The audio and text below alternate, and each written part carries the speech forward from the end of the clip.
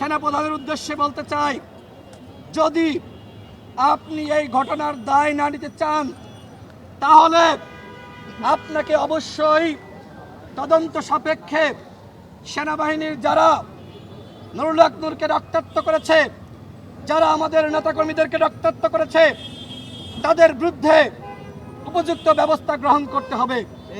এবং একই সাথে আমাদের কার্যালয়ের মধ্যে ঢুকে আপনারা দেখেছেন, ভিডিও প্রকাশিত হয়েছে, বাথরুমের মধ্যে আমাদের নেতাকর্মীরা আশ্রয় নিয়েছে।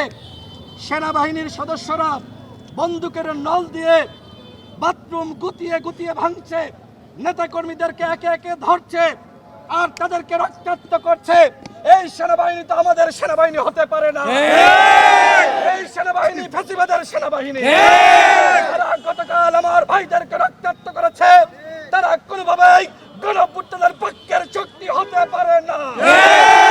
গণঅভ্যুত্থানের পক্ষে যে সকল সেনাবাহিনীর সদস্যরা ছিল তাদেরকে আমরা শ্রদ্ধা জানিয়েছি, তাদেরকে আমরা সম্মান জানিয়েছি, তাদের বিরুদ্ধে আমাদের কোনো বক্তব্য নাই। আমি বুঝি নির্মাণের শিল্প, সালাম স্টিল বোঝে ডিউরেবিলিটি। সালাম স্টিল, মোস্ট ডিউরেবল স্টিল।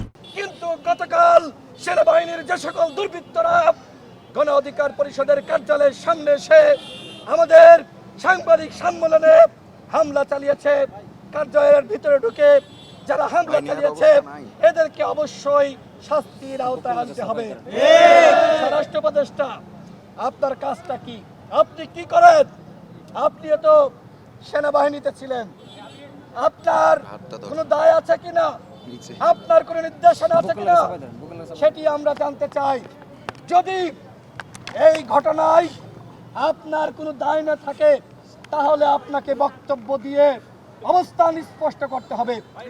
অন্যথায় যদি আপনি চুপ থাকেন আমরা ধরে নিব গণ অধিকার পরিষদের সভাপতি নুরুল হক নূর সহ আমাদেরকে যে রক্তাক্ত করা হয়েছে এই ঘটনার সাথে আপনিও জড়িত।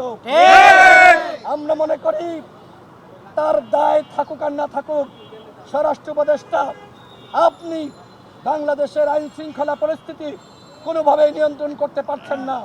সুতরাং গতকালের ঘটনার পর থেকে আপনি আর এই পদে কোনোভাবেই থাকতে পারেন না। সুতরাং আমরা স্বরাষ্ট্র উপদেষ্টার পদত্যাগ দাবি করছি।